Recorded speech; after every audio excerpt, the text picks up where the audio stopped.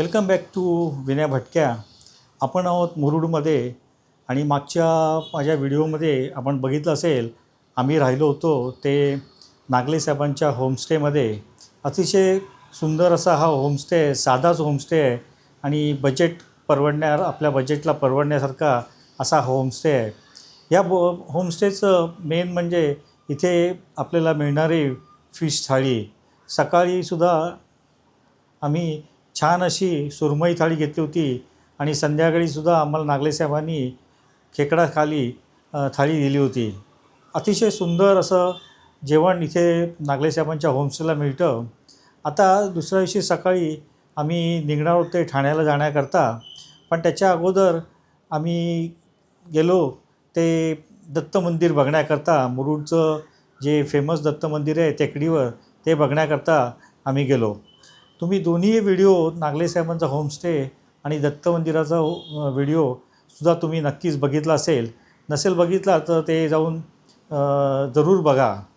मंदिरात दर्शन दत्त महाराजांचं दर्शन घेतल्यानंतर आम्हाला जायचं होतं ब्रेकफास्ट करण्याकरता.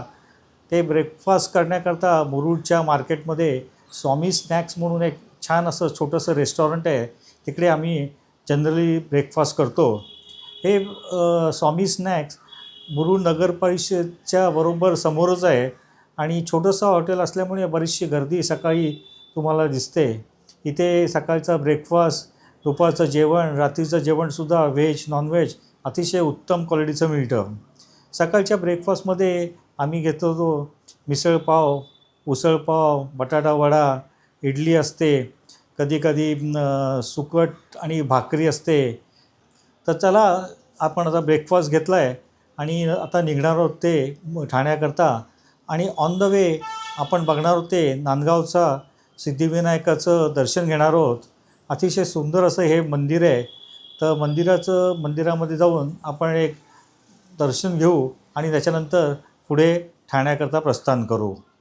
नागले साहेबांच्या होमस्टेवरनं आम्ही निघालो आहे ते दत्त मंदिराकडे जाण्याकरता.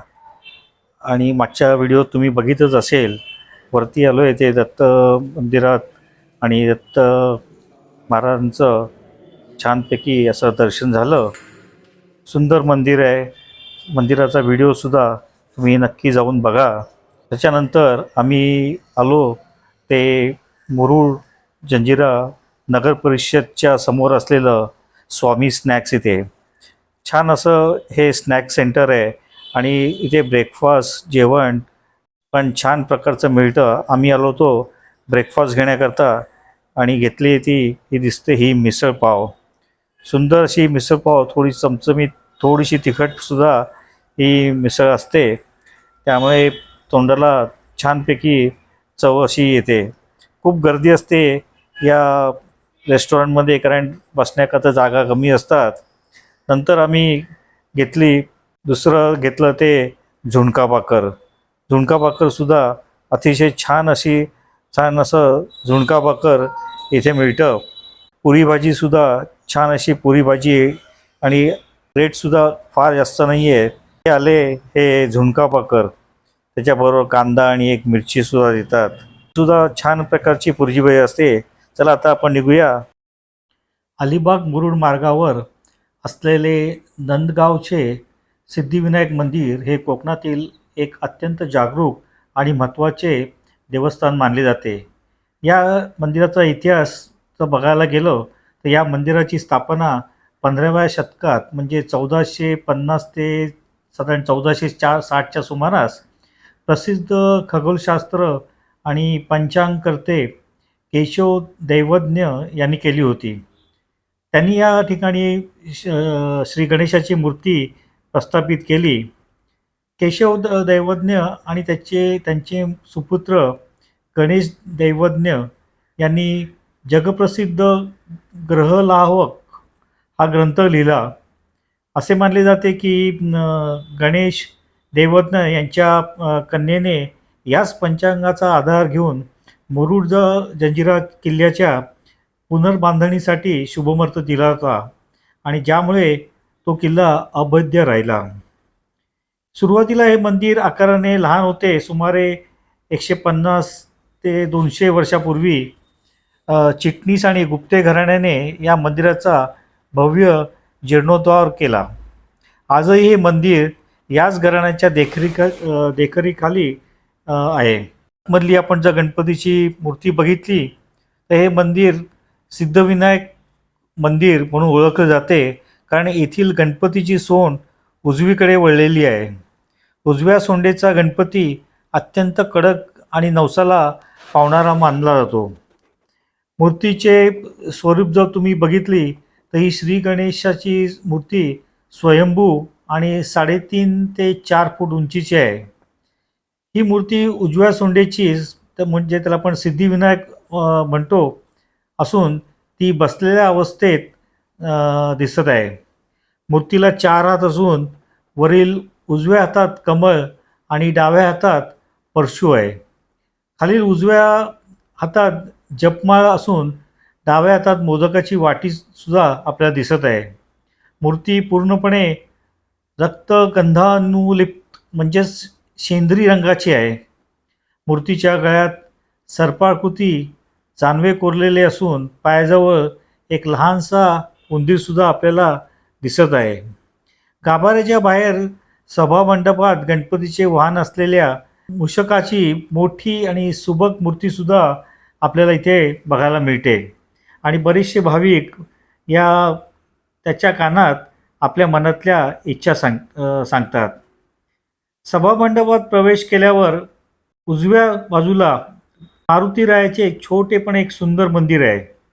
मूर्तीचे स्वरूप जर आपण बघितलं तर येथील मारुतीची मूर्ती हनुमान स्वरूपात असून ती शेंदूर चर्चित आहे. ही मूर्ती अतिशय प्रसन्न असून तिला रक्षक म्हणून मानले जाते. गणपतीच्या दर्शनापूर्वी किंवा नंतर मारुतीचे दर्शन घेण्याची येथे प्रथा आहे.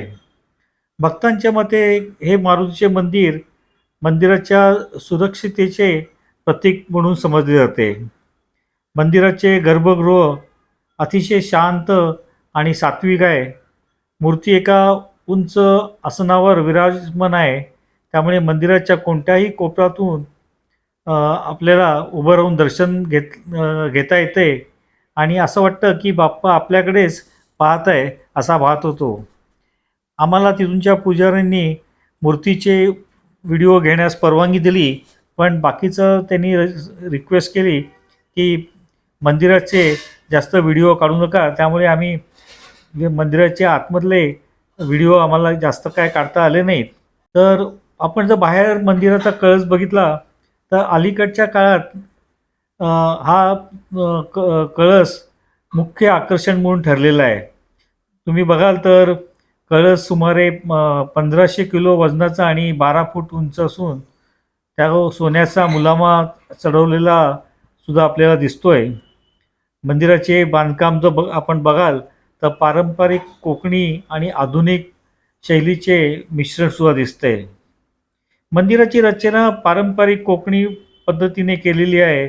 मंदिराच्या मंडपात प्रशस्त खिडक्या असून तेथून नारळ पोफळीच्या बागांचे आणि निसर्गाचे उत्तम असे आपल्याला दर्शन घडते. मंदिराचा कळस आणि त्यावरील नक्षीकाम दुरूनही डोळ्यात भरते. अनेक भाविक अष्टविनायकाची यात्रा पूर्ण केल्यानंतर या नांदगावच्या सिद्धिविनायकाचे दर्शन घेतात. या दर्शनामुळे अष्टविनायकाची यात्रा संपूर्ण झाली असे मानले जाते. इथे प्रमुख उत्सव आणि यात्रा या शुद्ध चतुर्थीला म्हणजेच गणेश जयंती येथे भव्य यात्रा भरते. या दिवशी बाप्पाला 21 प्रकारच्या गोड पदार्थाचा महानैवेद्य अर्पण केला जातो. काकड आरती उत्सवाच्या काळात पहाटे 2 ते 7च्या वेळात होते आणि ती असं म्हणतात लोक की ती अगदीच पाहण्यासारखी असते. मंदिराचा तुम्ही जर परिसर आजूबाजूला बघितला तर नारळ आणि पोफळीच्या बागांनी वेढलेला आहे. काशीत समुद्र किनारा हे येथूनच जवळ असल्यामुळे पर्यटकांच्या दृष्टीने हे ठिकाण उत्तम आहे. आता आपण जेव्हा ठाण्याला जातोय तेव्हा आपल्याला काशीत किनाऱ्यावरनंच जायला लागतं. आणि उत्सवाच्या काळात येथे पारंपरिक भजन कीर्तन आणि पालखी सोहळ्याचे आयोजन केले जाते. अलिबागपासून मुरुडला जाताना समजा तुम्हाला जायचं असेल तर अलिबागपासून तुम्ही जेव्हा मुरुडला जातात सुमारे 45 किलोमीटर अंतरावर हे गाव लागते.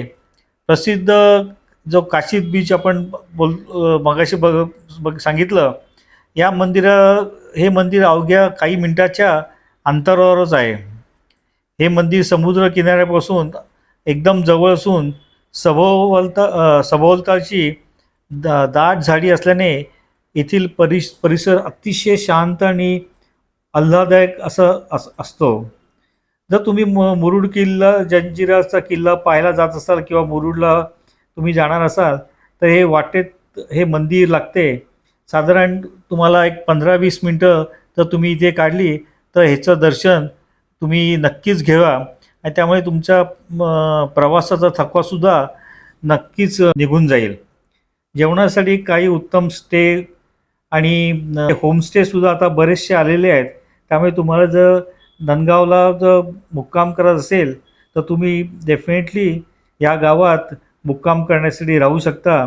बरेचसे होमस्टे आणि चांगले रिसॉर्टसुद्धा झालेली आहेत आणि आजूबाजूचा समुद्रकिनारासुद्धा जवळ असल्यामुळे सध्या हे पर्यटकांच्या दृष्टीने अगदी पॉप्युलर डेस्टिनेशन म्हणून सुद्धा झालेलं आहे. असा होता नांदगावच्या सिद्धिविनायकाचं दर्शन आणि हा व्हिडिओ आवडल्यास लाईक करा, शेअर करा, माझ्या चॅनलला सबस्क्राईब करायला सुद्धा विसरू नका आणि thanks for watching. Bye bye, take care.